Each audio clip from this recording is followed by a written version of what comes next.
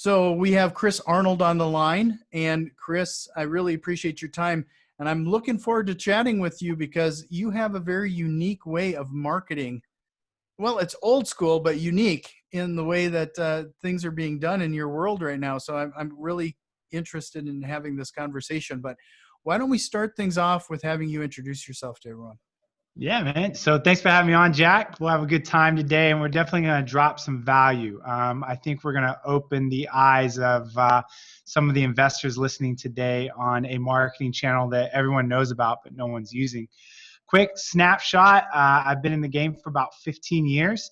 My path was, agency / brokerage, being an agent, to running a brokerage, to transitioning over to investment. So now we run one of the largest wholesale companies in the Dallas-Fort Worth area. I do all of that virtually. So we have no brick and mortar office, which means I actually live down in the Caribbean in Tulum, Mexico full time, which was a dream of mine as well. And then you know how it is, you continue to develop ideas, you do a lot of coaching. And so about 4 years ago, I launched my passion, which is Multipliers Brotherhood, which is a brotherhood for some of the top real estate investors around the country. And all my boys, they come down here to Tulum once a year, which is great. Excuse me.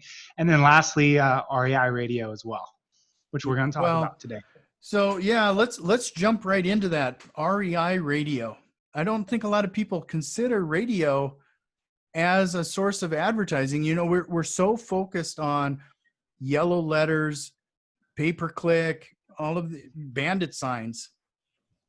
Radio has fallen off the radar. Like what led you to never been radio? On the radar for investors. This is what's funny about it. So my background, I've been doing radio now for 10 years. And I can tell you, as soon as people hear radio, there's some assumptions that automatically come up. And I'll tell you why it's been around as long as it has, but completely underutilized. The number one assumption is this.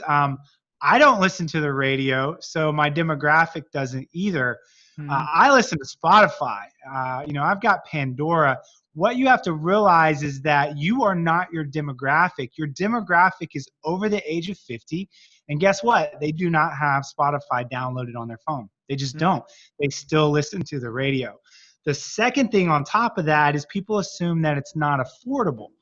It's like, well, I'm new to the game. There's no way I could afford radio. And all the students that we have nationwide are starting anywhere around about $1,000 to $2,000 a month to advertise on radio, which people don't realize. And if you're new to the game, you're probably spending more on that on direct mail.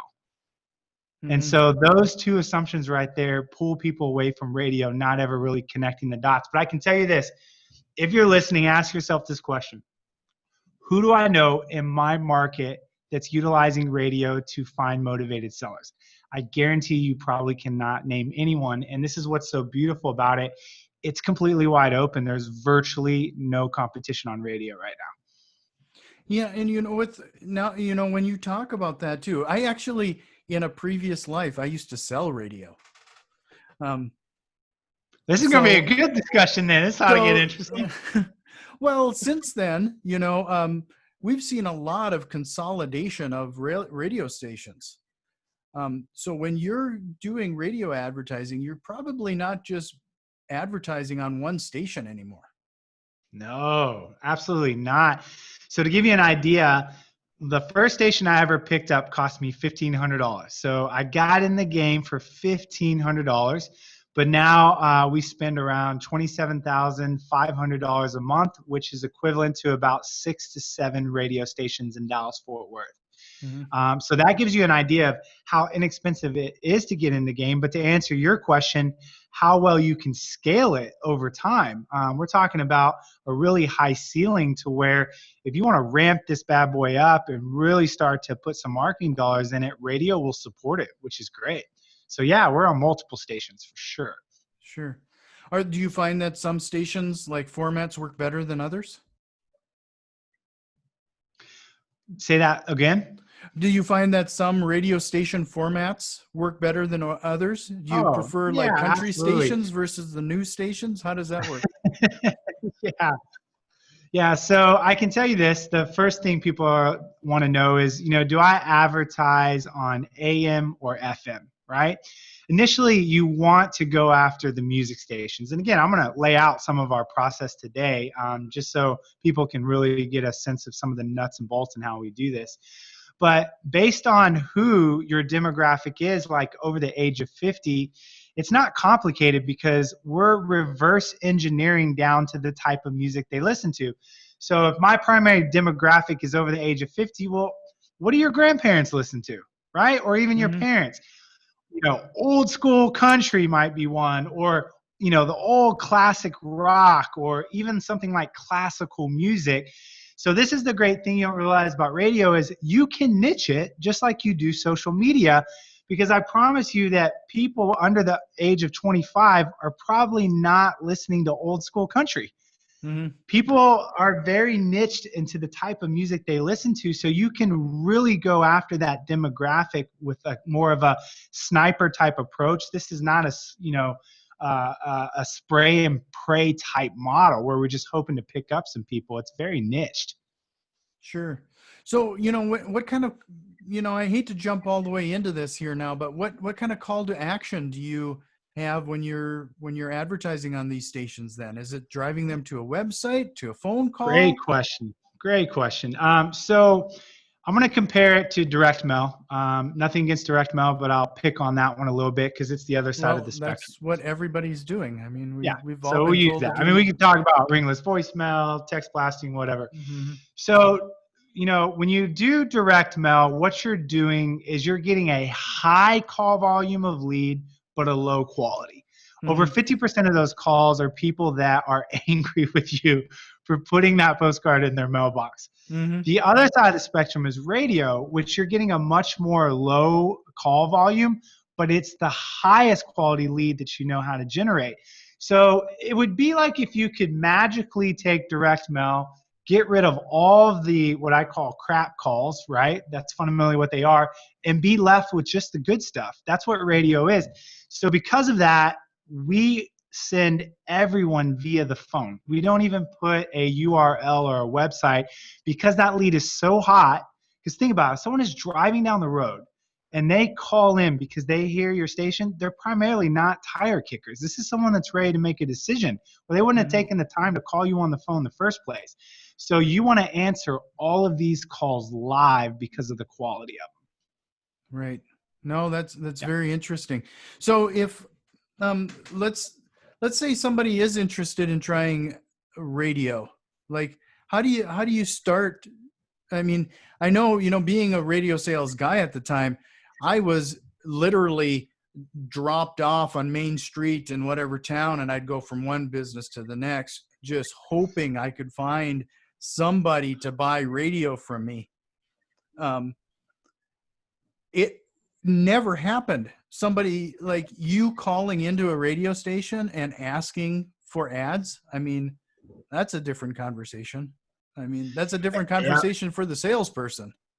Yeah, and I will tell you the way we go about it. And I love I'm having this conversation with you because you're a sales rep, which is fundamentally the person that we're primarily dealing with, right, to get our radio up and going. So you're going to understand this probably from a way that hasn't been talked about before in an interview I've done. So this is why I'm excited about this.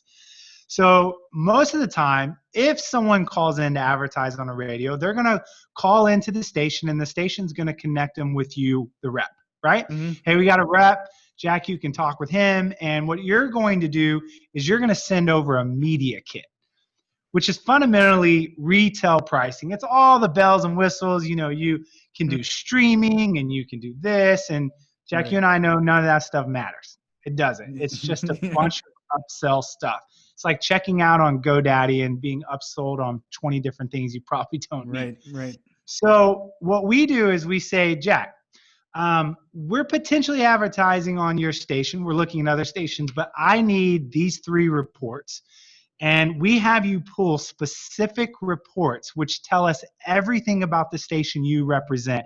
We're fundamentally like exposing the station down to how many people listen, even all the way down to hour by hour, to how many people own homes, to what percentage of their audience is over the age of 50, like every piece of data that you can imagine. And then when we ask for that, the sales rep's blown away because they've never heard us or our students, again, we have people East to West Coast doing this now, being asked for these things. They're like, how do you even know what a ranker is? Like, they're like so surprised. And then the big thing we do, and here's the secret sauce, is we teach our students how to get in and buy at a deep discounted wholesale price. And the reason you're going to understand this if you're listening to this is when you make money in real estate, the money you make is always on the buy. If you can buy a house at 60, 70 cents on the dollar, you're going to make money. If you buy a house at 80, 90 cents on the dollar, I don't care how effectively you rehab it, you're probably going to lose money. The same is true with radio. We're hitting these reps at a deep discounted price, and they are biting on it because we're coming at it with data. And that's what we're teaching in our program. And that's why our students, on average, and I'll be curious when I tell you these numbers, which are accurate, on average, our students are paying for 60-second spots on radio all across the country, on average, between $5 to $20 for a 60-second spot. State to state, market to market. Yeah, depending on the market, that's very low. I mean, I'm quite shocked at that. That's not. So are the sales reps that we negotiate with. Yeah, so that's really interesting, because if I was the sales rep sitting there and somebody's calling in, I would just be like, oh man, I got the sucker. I mean, I got the guy he's going to buy retail. I would have never. They don't know better. You kind of knock them on their heels if you're going through some sort of negotiation regarding this. Absolutely. And so that's the power of what we're teaching. That's why our students are getting on. You know, they're closing 1 or 2 deals. Literally, they're executing. You know how radio is. As soon as you turn it on, the phone starts ringing. So most of our students are executing contracts with anywhere within the first 2 to 6 weeks, because these people have never heard this ad before, and they're not on somebody's list, potentially. This is not a list-dependent audience like direct mail is list-dependent, text blasting is, and so forth. And so what I find is they close 1 or 2 deals. They paid for radio for like a year or 2. So everything else on top of that is just nothing but going to the bottom line net, which was what makes radio such a great thing to have from an ROI perspective. Sure. So you mentioned these reports. Would that be something that you would be able to share right now? Like what reports, or give us an example of one of these reports that you take a look at. Yeah, again, I won't give all of them, but like to not get off too far into the weeds, a ranker would be an example. A ranker is a list of all the potential stations in your area, and that ranker is going to give you some very particular data. One of the data pieces that we care about are what are called CUMES, C-U-M-E-S, which is how a radio is measured in the sense of the size of their listenership. Sure. And so that would be an example of a report that we would pull to utilize against the actual reps from the negotiation process. Sure. So, you know, one of the things that you talked about is that people have a tendency of just kind of sticking with the type of format that they grew up with, you know, like old country or talk radio or whatever. I would also have to think, you said you target those music sites. Have you found a benefit of targeting some of the younger oriented stations? Because I would think that if somebody's in distress, one of the first things that goes is their subscription to Spotify. Now they're going back to radio. Yeah, no, again, there's 3 demographics in the US fundamentally when it comes to radio. Being young is not one of those demographics. So another demographic, as an example, would be rural. So depending on where you live in your area, your primary person that you do business with might not be over the age of 50, but might be rural. You might be out in the country, like up in, you know, the Midwest or something like that. And you're going to find that, you know, in a city like that, country music, not old school country, just straight country, is going to hit that target demographic. But we're never really going after someone, you know, that's young per se, because those people are usually not technically and statistically the people that primarily have a reason to sell. Again, go look at your closings. I guarantee you that the primary demographic you're going to see in the closing is over the age of 50. Sure. And maybe they're being represented by someone that's a little bit younger because they inherited the house or something like that, but you'll see that to be the case. But one of the things, I'll add on to, because I know the people that are listening in the audience, again, you've got some seasoned people, but some that are newer. Let me tell you a couple of reasons, why I think radio is really valuable for someone that's newer to the game. Number one is it's set it and forget it. Jack, I don't know if you've ever launched a marketing channel where you feel like when you did it, you just created an entirely new job for yourself because it's so much work to maintain it. Yeah. The thing that's great for someone that's working a 9 to 5 and they have this big dream of crossing over to being a full-time real estate investor and entrepreneur, they need marketing channels that do not suck up a lot of their time. And radio is that channel because when you launch it, the radio station manages everything for you. All you got to do is pay your bill monthly and answer the phone when it rings. That's it. And if you compare that to direct mail, where you're constantly trying to refine your list through list stacking, you're tweaking your postcard, you're dealing with the mail company, you're getting inundated with a bunch of calls that you don't want, you'll realize that one of the challenges to really being able to make that leap from a full-time job to being an investor is you're probably dealing with a marketing channel that's just eating up a lot of your time. Radio doesn't do that. And I know a lot of our students are actually, have been in the game less than a year or two primarily. I think a lot of people are like, well, the people Chris you're coaching are probably the biggest in the industry. We get primarily people have been in the business a year or two because it's a great fit for them. So, what's the type of message that, with radio, I just remember it being inundated with ads. Like, how do you stand out in? Because nobody's, first of all, driving this message. So Sure. It's easier for your ad to stand out when there's not 7 other companies trying to say the same thing. So that's first. And then secondly, it's a very straightforward hit on pain point type of ad. Have you inherited a house, right? Do you have a house that's going into foreclosure? Do you have a house that needs thousands of dollars in repair? Are you a landlord that's tired of dealing with tenants? So we're literally hitting every pain point that we know circumstantially requires people to want to sell their house at a discount. So when they hear that and they go, you know what? That's me. I'm that landlord that's tired of dealing with tenants. I'm going to call this guy or this girl and I'm going to, look at potentially selling my house because he's right. I'm tired of dealing with this. And so that's what we focus on. And again, there's no other ad like that on a radio station that's similar to it. Sure. So, with that being said, when they're calling in, it sounds like it's, especially in this case, we've always been taught that it's important to answer that phone call. The quicker you can answer that call or return a call, the better. Like, I'm sure that's possibly even more important in this case, because they're calling in reaction to your ad, typically, probably while the ad may be still being played. Without question. And again, why I say answer live is because if you're doing direct mail, you've probably been taught to run all those calls to voicemail, have a VA go back and listen to them, and then tee up the ones that sound to be warm and remove all the hate calls. So there are systems that are being built to where people are purposely not answering the calls live. So that's why I mentioned that. But let me state this. The reason you capture these live, other than the fact that there's qualities, let me give you 2 more things that happen on radio that don't happen with any of the other traditional channels for marketing. Number 1, you get celebrity status. People don't understand, or you're probably listening and you do. I take that back. You probably understand this even if you're new to the game. There is value in you growing your brand to having a good, sophisticated brand that has a strong reputation. The problem is you can't brand your company via bandit signs. Everyone in the city is going to hate you if you put your company logo on there. Same with text blasting. Same with RVMing. You're spamming people, so you're never doing or utilizing a methodology that's building your brand. The thing about radio is it builds your brand because it's professional and sophisticated, and you get celebrity status.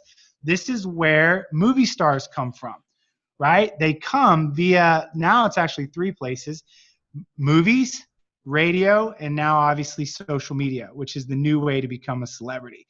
And so what you don't realize is When you advertise on the radio, it attaches celebrity status to yourself, and all of a sudden people begin to elevate you in your community and your brand. And the thing that follows behind that, which I think is really important for someone that's even newer, is you get instant credibility. So let me ask you this. If I got to go against you, Jack, head to head, hypothetically on an appointment, and you walk in as the guy that they responded to on direct mail, and I'm the guy that they heard on the radio that has celebrity status and is perceived as being smarter because people who advertise on radio are smarter. People just assume that. It's instant credibility. Who do you think is going to win in that appointment? I'd rather walk in with the celebrity status than the instant credibility. So if you're new and you've got people in your area that are more seasoned, radio is a way that you can start to catch up with people that might be ahead of you from a time standpoint, because you're growing the strength of your brand faster than they are. Sure. So are you strictly using radio, or do you enhance it with any other options as well? Yeah, I never believe you should put all of your eggs in one basket. So we definitely do digital marketing. We definitely do direct mail, but it's much more niche and targeted than it used to be back in 17, 18. We were sending like 100,000 pieces a month. And it just really nosedived in 2018 for us in Dallas in the sense of dollar per dollar return. And of course, we do a lot of cold wholesaling as well. So people, come across deals in Dallas and they want to partner and JV with us. And so we definitely work with investors to help them move those properties because we have such a strong cash buyers list. Sure. So, man, there's a lot to think about here. So told you, it's one of those conversations where you step back and you connect the dots and you go, it completely makes sense. That's what people are realizing. And I realized, as I sat on the sideline on this for about 2 years and not really talked about it, is I've just watched people never really get it. And now that my students get it and we're actually educating people, they're like, this is the best thing ever. How has no one done this? It's one of those things you scratch your head about. Again, it's the marketing channel that everyone knows about, but nobody's using. It's true. Yeah. Huh. Yeah, you're absolutely right, especially with that population. They would be listening to radio. It's like I talked to somebody else the other night where it's the same population. My first instinct now is that I don't skip trace a phone number like normal people. The first thing I do is check the white pages first, because more times than not, if it's the same people that will still have a landline phone. They're going to be the ones listening to a radio. Yeah. And there's some truth to that as well. So I think you're right. When you look at that potential demographic, you really begin to realize that radio is one of the best ways to communicate with them. It's like the light bulb just goes off and you connect it.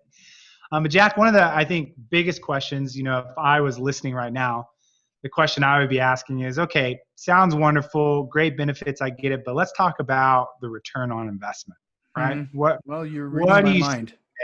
Yeah. So let's get down to like the nuts and bolts. So I can tell you this, if you're new to the game, the way to measure a marketing channel is what we call dollar per dollar return. That means for every dollar I spend in marketing, how many dollars does that bring me back in the sense of revenue? So with radio, I can tell you that it's a $3 to $4 return consistently. That means for every dollar you spend on radio, you're going to get somewhere between $3 to $4 back. Another way to say that is you're tripling to quadrupling your investment in radio. And again, those are the numbers I see from student to student across the nation. Again, do we have some that are higher than that? Yeah, but I like to be the guy that gives the conservative numbers, no fluff. And I can tell you that you can be assured that you're going to get somewhere between 1 to 3 to 1 to 4. And that's a great return. And the most important thing about that return is it's consistent. My frustration, Jack, I don't know if you experienced this, is things like direct mail tend to function more like a roller coaster, depending on the year, depending on saturation, right? What's going on. And I've gone up to 1 to 4 return on on direct mail. And then I've dropped all the way to 1 to 2 in a matter of a year. It's hard to run a business Again, that's a Right. lot of fluctuation in revenue, particularly when you're spending a lot of money. And the thing I appreciate about radio, it's just steady. It's consistent. It doesn't go up and down. It's just tried and true between 1 to 3 to 1 to 4 month after month. Have you found that the cost of the radio ads have changed at all during the whole COVID thing? Uh, yes. So this is a really interesting time to get into radio because you talked, okay, you gave the analogy of under normal conditions, you were dropped off going to business, knocking doors, trying to sell. Yeah. Can you imagine what your life would be like as a sales rep right now via COVID when all of a sudden a massive amount of people marketing on your Hmm. radio station pulled and you've got your sales manager, business manager breathing down your neck going, Jack, you got to get out there and get some sales, man. We got to sell this time on the radio. We got Hmm. too much open space here. So we have found that they are more negotiable than we've ever seen. And yes, we have students that are actually negotiating underneath the formula that we use, which I've not seen before. And that's just because stations right now are pretty desperate to sell time. And the great thing is, if you're listening, you're like, well, that's great. What happened when COVID changes? It doesn't matter because we lock in these prices in a contract for 12 months. And then on our end, we get a 2-week cancellation clause. So think about that. The station has to honor that for 12 months. And if you change your mind, you can cancel out with the 2-week cancellation. That's a pretty good risk-free setup with the radio Hmm. station. But that's what we teach our students to do. Sure. So do you have all of that documentation and strategies? Where would they find more information regarding that if they wanted to get a deeper dive into this? I mean, we've been talking for a half hour. I feel like we could probably go for another half hour. But if they were interested in getting this type of training, where would they go? Yeah. So again, if you're listening, either the bells and like light bulbs are going off, and you're like, "This is a no-brainer." And I love our students now because now that I've been doing this, we launched back in December. I have students closing deals, and they just love radio, and it's cool to kind of be able to share that experience with them. But you want to start just like they did. You want to begin by doing your due diligence and asking questions. And the way you do that is you go to wholesalinginc.com/REI radio. Again, wholesalinginc.com/REI radio. Book a call, speak with our team, ask questions. The one thing we're doing, Jack, is we're preserving radio. So that means that we're limiting the amount of people per market. Some markets only get one. If they're smaller, some of the larger markets might get up to 3, which means at this point, there's markets that have already been bought out. So if you are interested in something you want to move on, because we don't want it to become like direct mail. We're really, I've been in the game long enough to know that if you're going to roll something like this out, to make it work for those of us that use it, we got to preserve it. And so that's the way we're doing it, by creating exclusivity in markets. No, that makes a lot of sense because, like you said, what's making this unique right now is there isn't many people at all doing it. I mean, it's quite a it's a unique, but like I said earlier, an old school way of advertising.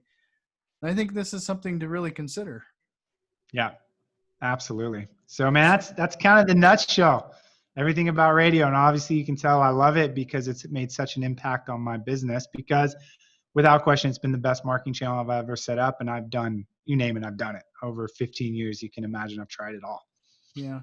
No, I really like the concept that they're self-selecting at that point versus the direct mail. You know, I'm in the middle of a direct mail campaign right now, and unlike some people, though, I will return those calls of those people that are pissed. Well, the good thing about radio is, I can tell you, is you won't feel sleazy doing it. I got to be honest, some of the spamming approaches we took in the past, I felt pretty sleazy about it. Radio you can be proud of because it's professional, it's sophisticated. You're going to feel good about this marketing channel, and that's important. It's easier to convert a lead that's happy to talk to you than try to convert one that's calling in that's pissed off at you. I mean, I'm not saying you can't do it, Jack, but if you let me choose one or the other, I'll take the person that really wants to talk to me and thinks that I'm a celebrity. Yeah. So I always like to summarize at the end here some of the highlights that we were chatting about. Well, first of the big one, the elephant in the room is radio. I mean, I can't believe, I've been doing this for a while now. I used to sell radio. Maybe that's why I've been avoiding it. But it's something to really consider, that it's very targeted. And in fact, the audience is very targeted, but those people who are going to act on it are very typically pretty motivated. You're not going to have to deal with a lot of hate calls when it comes to your marketing. And then lastly, it's definitely not as expensive as I expected it. I especially like that you talked about how consistent it is, whether it's 1-to-3 ratio or 1-to-4. It's a pretty consistent return on that investment. Was there anything like, man, I could probably make a list. I try to keep it to 3. So Okay, you got it. And then just to wrap up, again, celebrity status, Yeah. instant credibility. It's set it and forget it. It's incoming, highly motivated, quality calls. It just has numerous positive characteristics to it. Yeah. So I will definitely make sure that I include all of the links in the show notes. And if you haven't checked out Wholesale Inc.'s podcast already, you're missing out, because your team rocks that podcast. I really appreciate I the value appreciate that. shows. So you can go there. And also, if you just want, free information and value, I get how it is. If you're new, you're, doing podcasts and YouTube, you can definitely go and subscribe to my YouTube at Chris Arnold Real Estate, and just get some free value over there as well. So I really appreciate your time, Chris, and thanks for opening my eyes. I kind of pushed this to the side, and I think it's something that I gotta look at. Yeah, awesome. Thanks for having me on, man. I appreciate it. Yeah, thank you.